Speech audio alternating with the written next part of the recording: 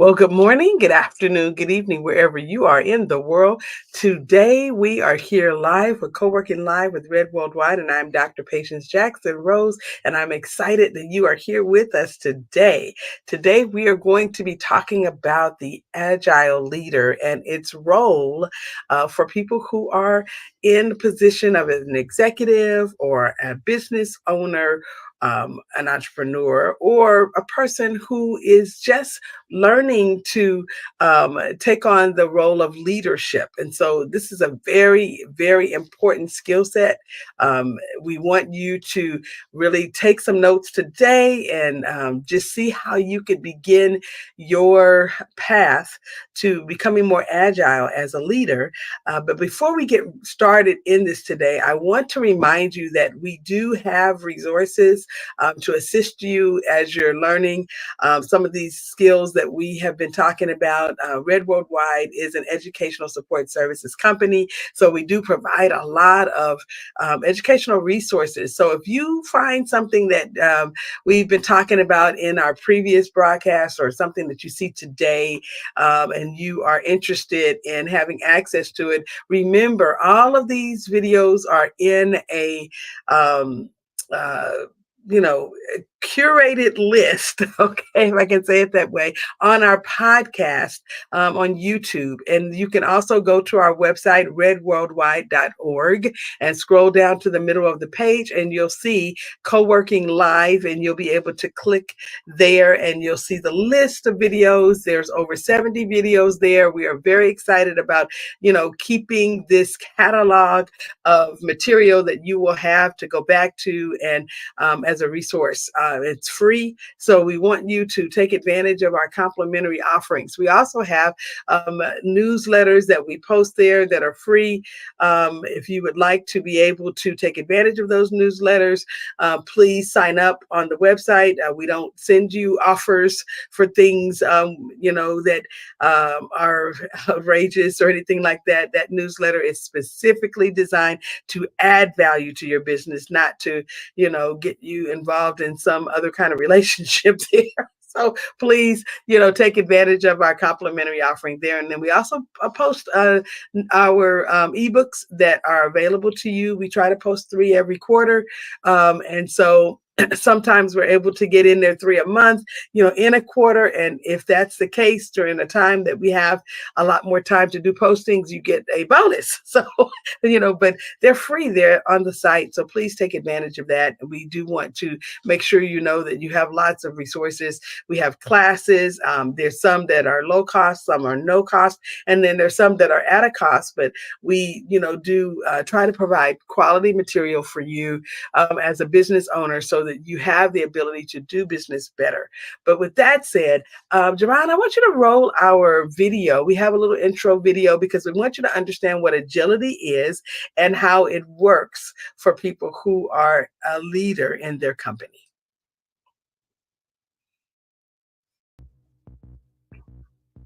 Hey, have you heard about Agile leadership? Yes, I have. It's a leadership approach that emphasizes flexibility and adaptability. Exactly. Did you know that being agile in business is becoming more and more important? Yes, I heard that agile leadership can help businesses stay competitive in today's fast-paced environment. That's right. Here are 5 key reasons a business owner, executive, or CEO would want to adapt an agile leadership style. Okay, I'm listening. What's the first reason? The first reason is that agile leadership enables faster decision-making. It allows leaders to respond quickly to changes in the market and make informed decisions. That makes sense. What's the second reason? The second reason is that agile leadership promotes innovation. It encourages teams to experiment and try new things, leading to new ideas and solutions. Interesting. What's the third reason? The third reason is that agile leadership improves team collaboration. It emphasizes teamwork and communication, leading to better collaboration and productivity. I can see how that would be beneficial. What's the fourth reason? The fourth reason is that agile leadership increases customer satisfaction. It allows businesses to respond quickly to customer needs and deliver products and services that meet their expectations. That's important. What's the fifth reason? The fifth reason is that Agile leadership improves employee engagement. It empowers employees to take ownership of their work and contribute to the success of the business. Wow, those are all compelling reasons to adapt an Agile leadership style. I think I will get started with this today. Yes, they are. It's clear that being agile in business is essential for success in today's fast-paced environment.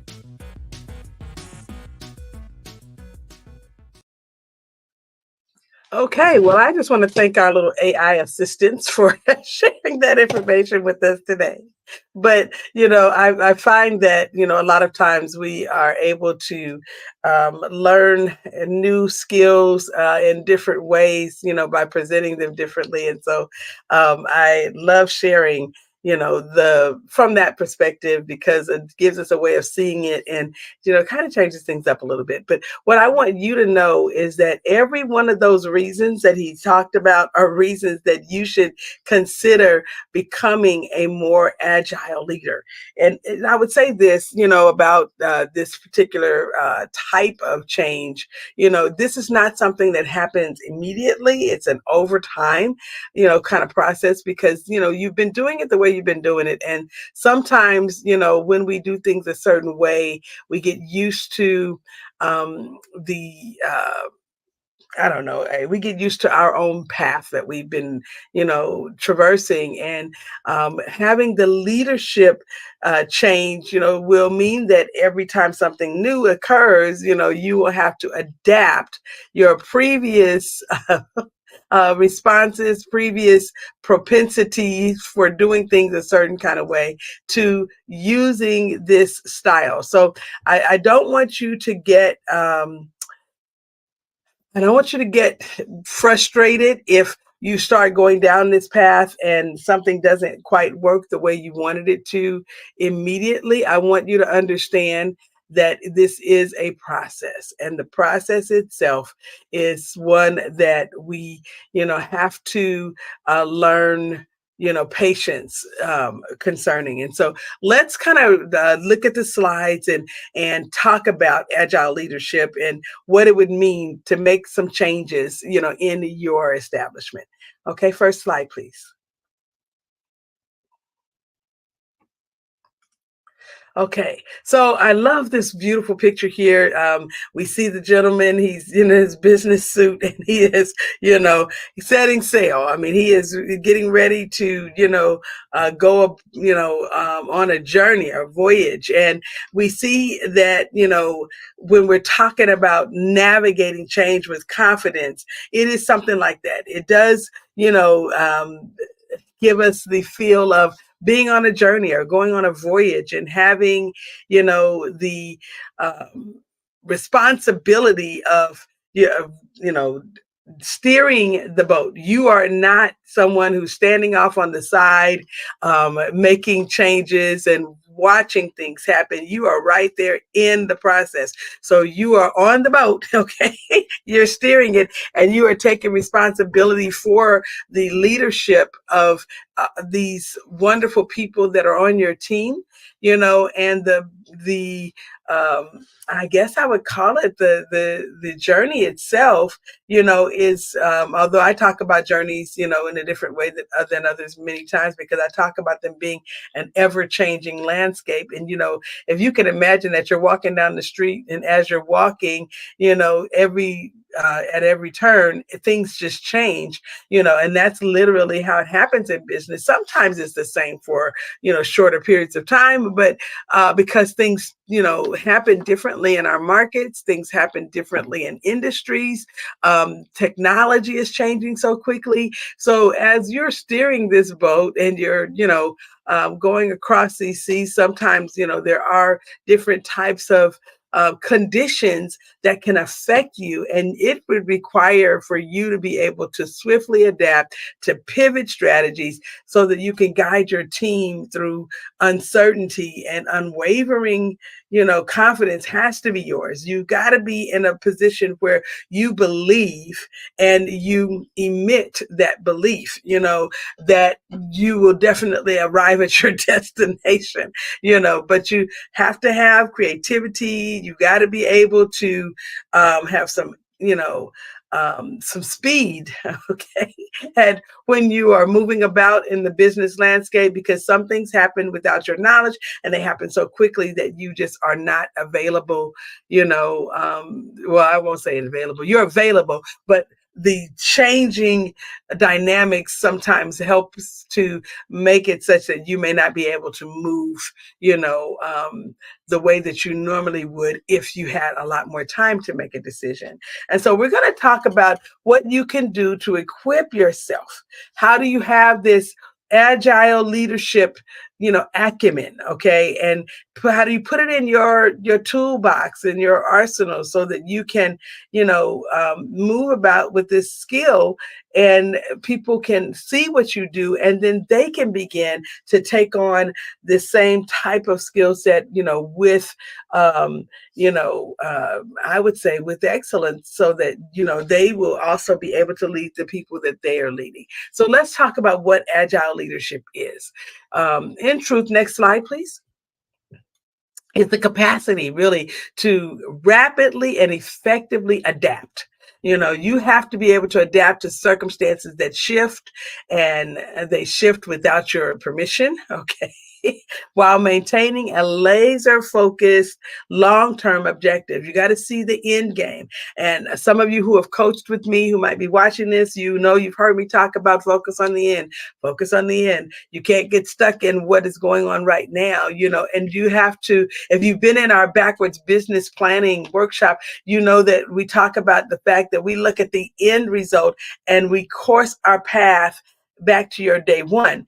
Sometimes day one might be day three, okay? If you're just getting started with the process or you're just learning about this, and you've been at this a little while, or a couple of days, okay? You may have made some mistakes. And so you might have to pick up the pieces and start with your agile leadership role, after you've been in this, for a few days, and when I say a few days, it could be a few years. But the point that I'm making is that you got to have this proactive rather than reactive framework, okay? And you got to be able to anticipate and embrace change instead of merely responding to it. I'm writing a new book right now. It's one of our Power Stations installments, in our series, and it's for women. And in this book, as I'm writing, one of the things I talk to women about is about being able to, have conversations when you're in the middle of change. How do you have a power-filled conversation when it feels like everything underneath you is moving and changing, and it's doing it at a rate that is just almost unconscionable? It's like, oh my God, I didn't, this is moving too fast. I really want to slow the world down so that I can, feel better about the decisions that I'm making. But sometimes you don't have that kind of time. And so I'll say the same thing to you leaders. You don't have that kind of time. Sometimes you have to make a decision quickly and you need to be nimble. Okay, NIMBLE. You got to be nimble. Agile leaders, they possess the unique ability to pivot strategies swiftly. They're nimble, all while keeping their teams aligned and motivated, because sometimes people, they don't understand why you're doing what you're doing and that you're doing what you're doing. I was talking to my team this morning about, some changes that we've made and how we've had to, change up some things with even receiving payments. There's some things happening in the industry with Zelle, and, people are being hacked.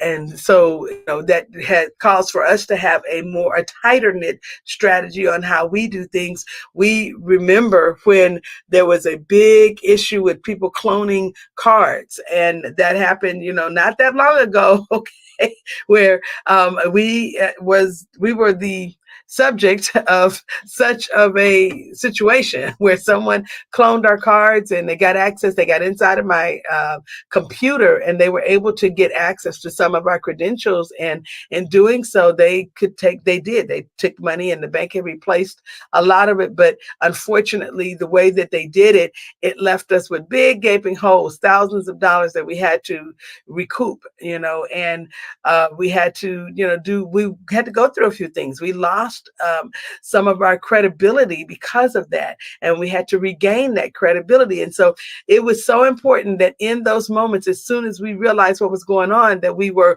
agile, that we pivoted. But let me just tell you, some of that we didn't know for a while. So it was evolving, So like we talked about how sometimes the landscape is changing and it feels like the ground underneath you is moving. It could feel like an earthquake in your business, and the tectonics, okay, of what's going on could be very difficult for you to think through. But as an agile leader, you have to be able to, as I said, think on your feet, be nimble, so that you have the ability to model for your team. How do you stand resolute when some of these things are going on around you? How do you stay in the game, okay? When it seems as though you don't have very many people on your bench. How do you, that are still able to play, I should say? How do you remain, constantly evolving? How do you remain in that position where you're constantly evolving to adapt to what the changes are, so that your company is still around, okay, to be able to serve the people that you have been designed to serve? The importance of agility is one that we have to really look at, because our volatile business landscape, has created this opportunity. And I call it an opportunity. Some people don't necessarily call, these re- the requirements of change an opportunity, because they just haven't been in business long enough to see it that way. And so what happens is they get really disheartened when something changes that creates an opportunity for them to change. They really get upset about what's going on around them, and the energy that goes, and the frequency that you have to develop out, that goes into everything when stuff is changing like that, could be really,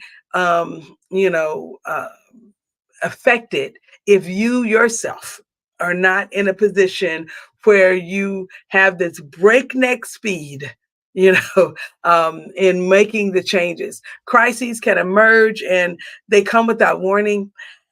Unfortunately, we don't get, a post-it note every time something is going to happen in the market. Okay. So, it has transitioned us from, just having agility as a desired trait to having it as an essential skill. I mean, it's just absolutely necessary. And so the one thing that I will say to you as a leader is that as you are developing your character, and I mean, there are moments that are just better character building moments than others, when things are falling around you and you don't exactly know what to do, and you're having to make these quick decisions, on your best day. Okay. Sometimes it seems like it feels like it's your worst day. But when you are able to seize opportunities faster, to mitigate risks more effectively, and foster a culture of continuous innovation, your company shows up, differently, and you will be around to tell the story to someone else who might be coming up after you, when you have accomplished, one feat after another. Next slide, please. So what are the characters of an agile leader? How do you know that a person is agile? Well, let's look at these three things, because I want you to, I don't want us to go down this, the whole list of 10 and all of that. I just have kind of, taken it and really condensed it down to three main things, because I really want you to take this and be able to use it today. I don't want you to have to, to work on this for months. You might have a situation that shows up tomorrow. The landscape of business might change, this afternoon. And I need you to be ready to take on, whatever comes, with a new attitude. So let's look at the three things that are characteristics of agile leaders. Well, the first thing is you have to be a visionary thinker. Not just a visionary leader, but a visionary thinker. Okay, so agile leaders possess this uncanny ability to anticipate change. How do you anticipate change? You got to be able to sense it, to feel it. It's kind of interesting. People who are around me, they watch me in certain situations, and they watch the way I answer questions when I'm like in interviews or when I'm working with people.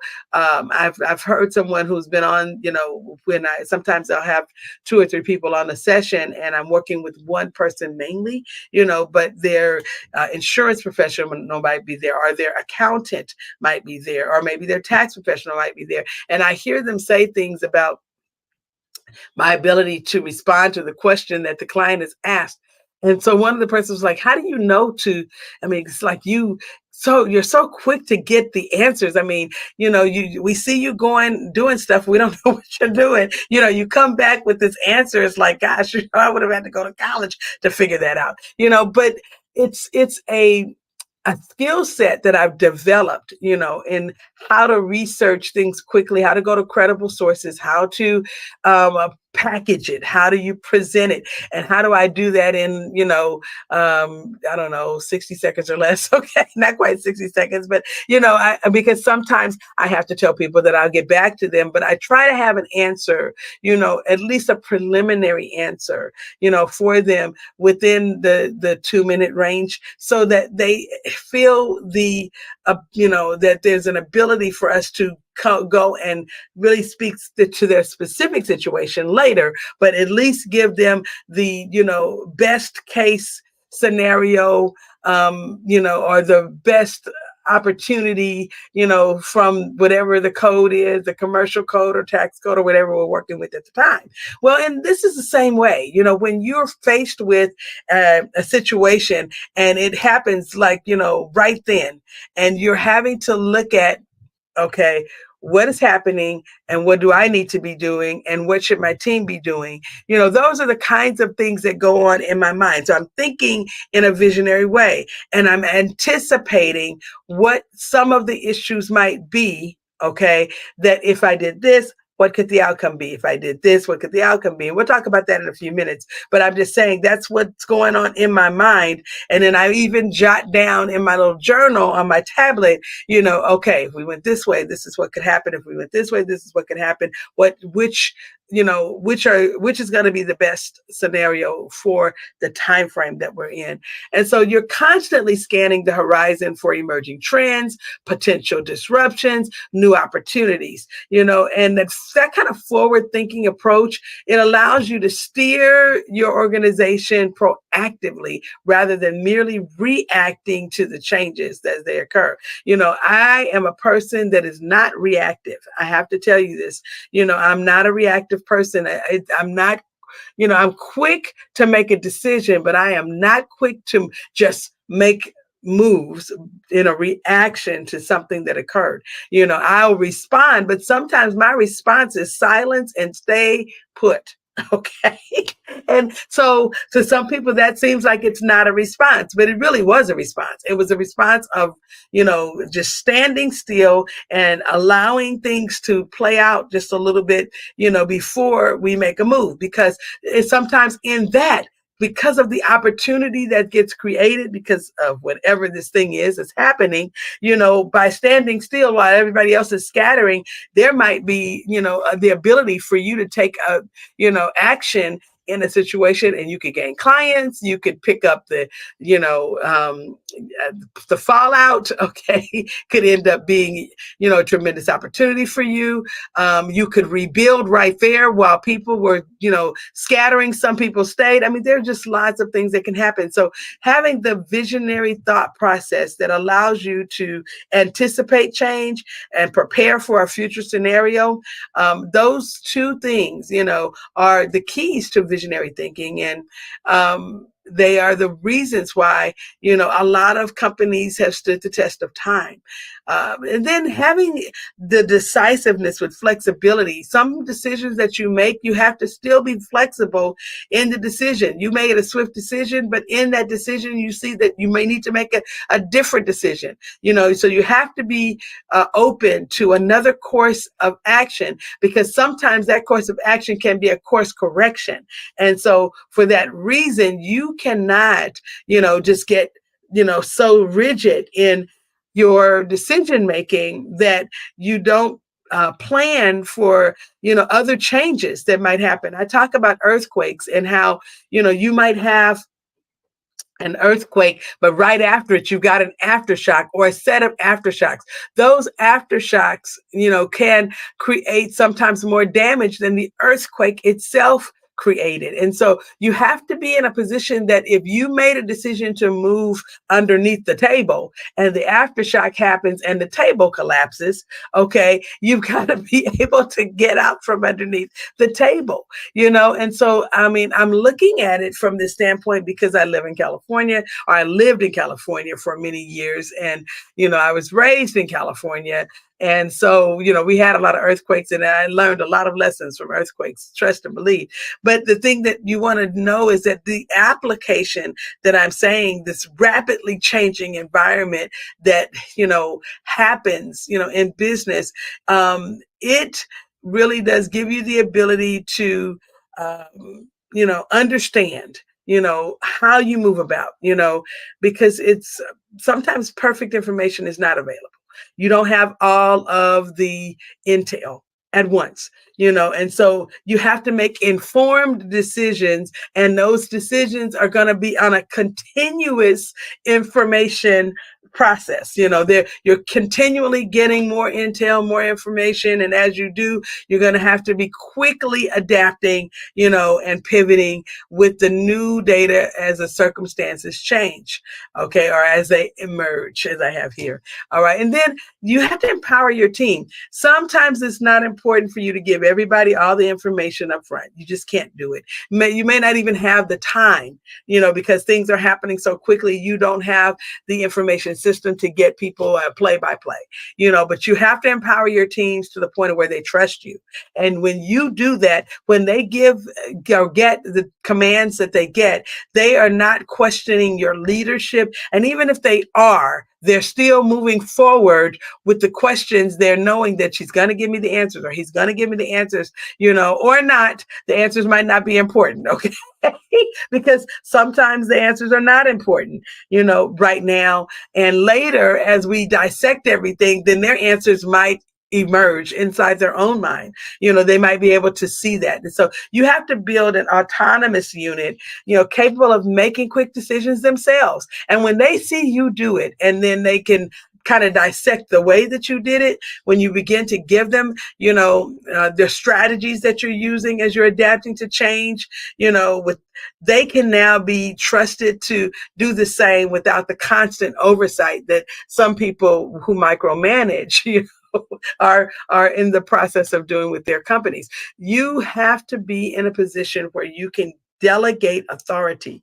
And when you're there, the people who you're working with, your teams, whether they're contractors, employees, or vendors, or, volunteers, it's all the same when it comes to this particular area. When you're able to delegate authority, you have to be in a position where you can trust the people that you're working with. Because when you create a responsive organization that can swiftly address challenges and seize opportunities, you don't have to worry. You're not having to, cover so much ground, feeling like you have to lay out and cover everything. That's not something that's necessary when you have the right team in place. Next slide, please.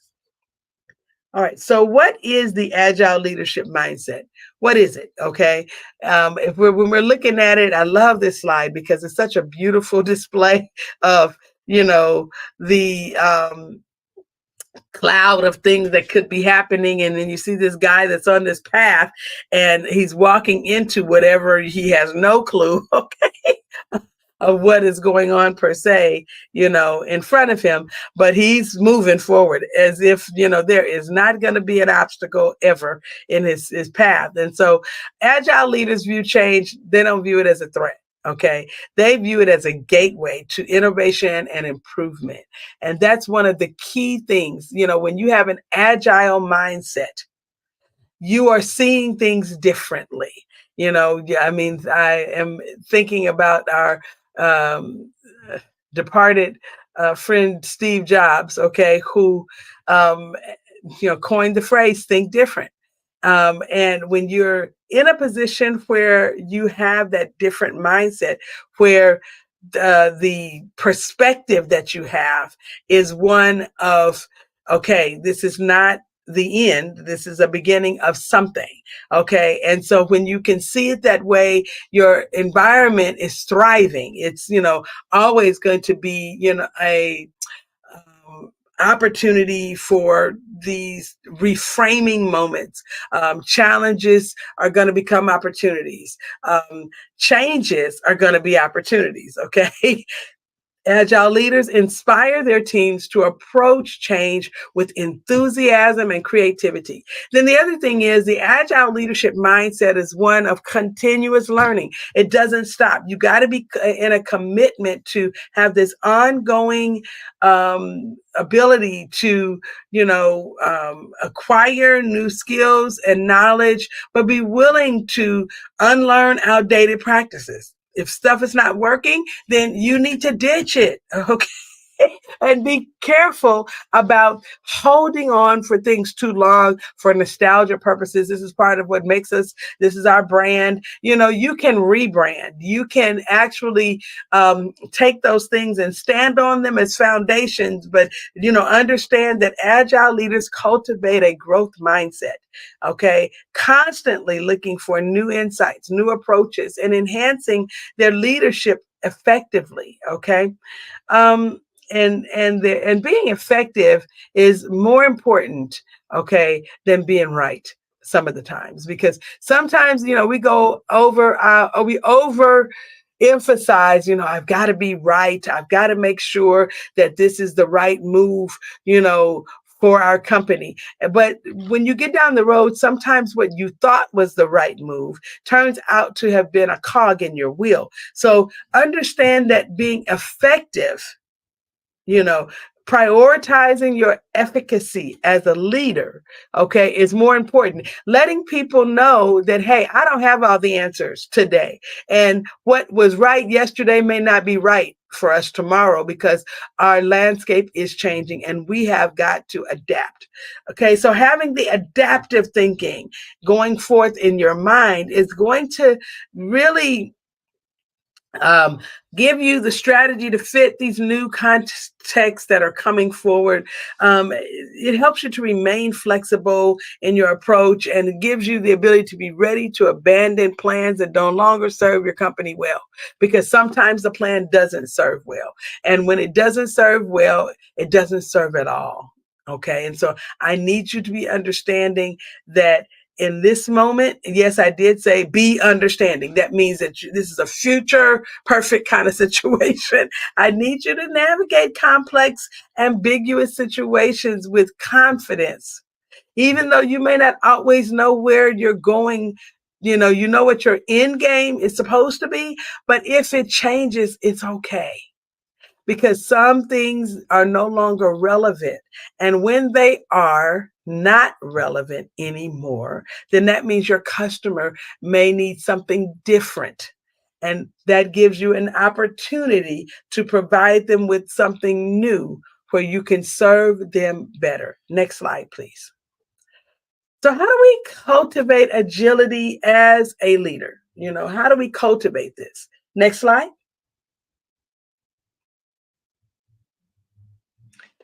We have to foster a culture of experimentation. People have to be able to explore. They need to understand that it's okay in your organization for them to have a spirit of innovation, to be a risk taker, and to present something that might be different than what you have been using in the past. The environment where new ideas are welcomed and failure is viewed as a learning opportunity, that environment is one that is highly sought after for people who are coming to work for your company, with your company, or even people who might be funding your company. The culture of experimentation will naturally lead to greater adaptability and resilience within the organization. Now, I am not talking about making changes every single day. I'm saying that when you foster the culture of experimentation with the streamlined decision making process, those two things can land your organization in a place where there can be rapid iteration, and these feedback loops where people are constantly telling you, how they view what it is that you're doing and what that is doing for them, so that you can respond swiftly to a changing circumstance and make sure that it's serving the company and serving its culture and serving its employees and serving its customers, at the same level. Okay. Then you got to be able to stay connected to the market, develop keen awareness to what's going on in and around you. When you make a statement like, I don't care what other people who are my competitors are doing, it, I mean, there is, there's a lot in that statement. Okay. I get that, you want to continue to do what you're doing, regardless of what anybody else is doing, but you got to stay connected to the market to some degree, because there are customer preferences, technological advancements. You could be missing out on serving your clients better and more completely than what you've been able to do before. So regularly engage in some, exploration, discovery sessions, talk to your customers, talk to partners, talk to industry experts, gain more diverse perspectives, learn more about what you're doing so that you can be in a position to offer more and to anticipate changes so that you can pivot your strategies proactively. Okay. And we have to understand that sometimes things happen. Next slide, please. I want to talk about some uncertainty. There are times where things are just, they feel like you are going through a doggone maze. I mean, I have had people, tell me this. Next slide. When they are challenged with things, where the uncertainty is happening and it's just unwavering, challenges. I mean, just don't seem to stop. Okay. It seems like, there's one thing after another. I've heard people use current terminology like the hits just keep on coming. You know, there are responses that you can have, and so let's kind of take a look at these four areas and what a response that you can have and what the outcome could be if you took that response. So if you have a challenge, something that comes up, you use an agile leadership approach, using that agile leadership mindset and doing some of the things we've talked about, where you pivot quickly, and you make these changes, but staying open to the possibility of something, coming, new information that could also cause you to pivot even more or to make more significant, approaches that will be more, that would lead you in a position where you are having better benefits from those changes. You end up with a And actually, there are three. I'm sorry, I told you that there are four, but there are actually three things that we're going to look at, as far as the outcomes. But it'll leave you with a better outcome. So let's kind of take a look at the approaches and the challenge. Okay. So the market disruption, the market has been disrupted. Something has occurred where technology has taken over what you used to do. How do you approach this? Well, your approach is rapid pivot to new business model. Okay. Period. I mean, some of us are using AI, and I tell you, in this particular case, I would be using AI to help me look at all of the options that I have for a pivot in my business model. I had to do this, early last year when some things changed in some of the way that we were providing services. We needed to have a way to get our product to our clients quicker. And some of you might have heard me tell this story a little bit, but there have been times where, because of the influx of clients, especially around tax time, we had just so many people, and trying to serve them well was not going to be something we could do, the way that we were structured. And so because of the market disruption, we had to pivot quickly to a new business model. And in doing so, it says here increased market share. And that's exactly what happened. We were able to, have more to work with financially, so that it helped us to better support that change that we made and to continue down that path. If there's a global crisis like the pandemic, okay, how can you respond? Well, transparent communication and flexible work policies, being able to get people to understand what's going on and how it's affecting you and what it is that you're going to do about it quickly is going to be key when you're in the middle of a global crisis. And having some flexible work policies are going to be key, because while everybody is, seeing this global issue happen, they're also going through it with you. And so for that reason, you need to give them the ability to have, things structured in their homes appropriately so they can continue to do what they're doing. Or if there's going to be a change that affects the company, they have the ability to, move about, in the world the way they need to, so that if they have to add an extra job or do whatever they can do while going through this global scenario, they are in a position to do it. Then what happens is you have enhanced employee loyalty, because now they can see that you're doing everything within your power to help them stay, remain stable, and have this situation be sustainable. Okay. What if there's a technology shift? We've had that happen with AI, where some people, the jobs that they used to do are now being done, through a browser in ChatGPT. So I'll just say that this is where you have to invest in upskilling. People have to get more skills. They need to learn how to use the technology so that they can take advantage, or you can take advantage of what's going on with the new AI boom. If there's a technological shift that actually replaces their position, you need to be able to offer something new, give them the ability to move forward in your company, but maybe in a new position, and have the innovation to, support that, because some people have the idea, but they don't have the innovation. And so as a result of that, they're not really able to offer what they'd like to offer. And what happens here is then now you have an industry leadership position that's been created, because of that shift. Okay. So, these are real world examples of what's going on right now and how agile leadership has helped companies. Next slide, please. So I want you, if you have your phone, to take a picture of this, because when we start talking about building out an agile team and what cross-functional collaboration is continuous learning opportunities and agile methodologies, I don't have time to jump through all of these and really dissect them today the way I'd like to, but I really want you to understand that cross-functional collaboration has to do more with you unifying your teams. You might have different people working on different things, And when you're able to bring all the teams together so you can cross pollinate the ideas from your accounting department to your sales department, so everybody can understand across the board how everything works, having a more holistic approach, having your media team, talk, and share so that people who are in the content, they're not in the content development, but they're in the content creation. Okay, they're creating the content,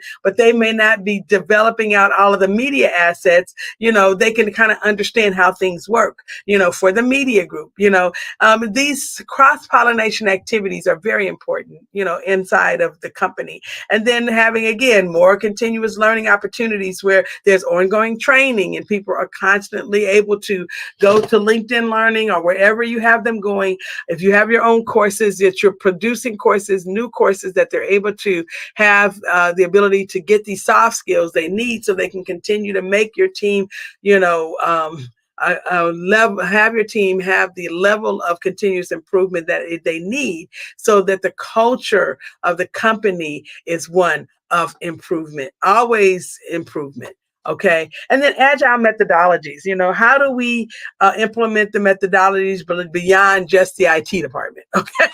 How do you adapt beyond the people that are helping to fix things? Okay, like sprint planning and daily stand-ups and retrospectives across all teams. These are huge in the company. And on one of our Tech Thursdays, we're going to break down some of these things. How do you sprint plan? What is that? How do you, do some of these, stand-ups that we've kind of talked about, in this particular episode? And how do we get ourselves to use these skills so that we can not just talk about them in theory, but really implement. Next slide, please. So as we're looking at agility as a long-term leadership strategy, I want you to be thinking about these four things. Sustainable success. When you have agility leadership in place, okay, you have a type of leadership that cultivates, around you the model, okay, that others can follow.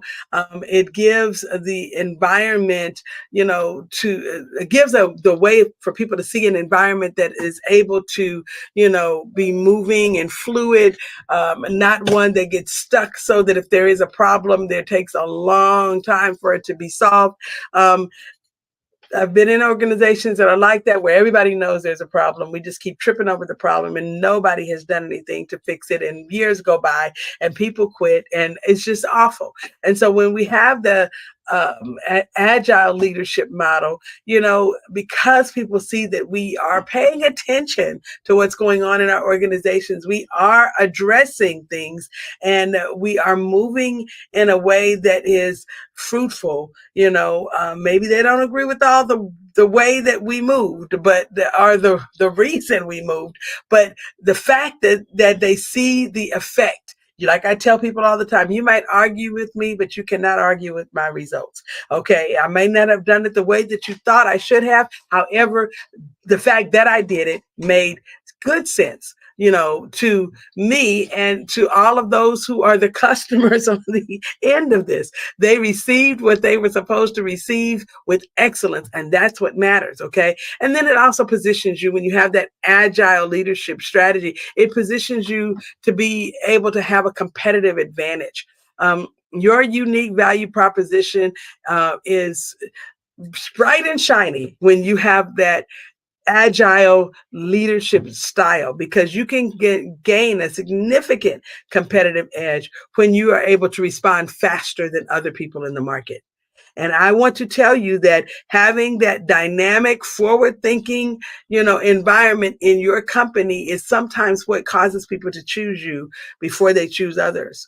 And then having it, as a part of your own personal growth, practicing agility for me has really been something that has added value to my own personal growth. It has changed me in ways that, I think are, powerful, because what it does is it causes me to always be evolving, to gain new skills that I can add it to my arsenal so that I can continue to serve others better. When I have more to offer than I have, or a better ability to offer what I do have, I have, something that people can really take and utilize, okay?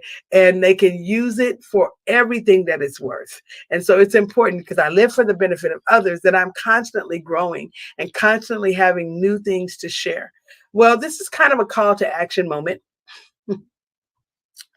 I really urge you to reflect on your own leadership practices and see what we have offered here today that you can use to upgrade your skill set. Okay. And if you are interested in learning more about agile leadership and how it works, there are courses.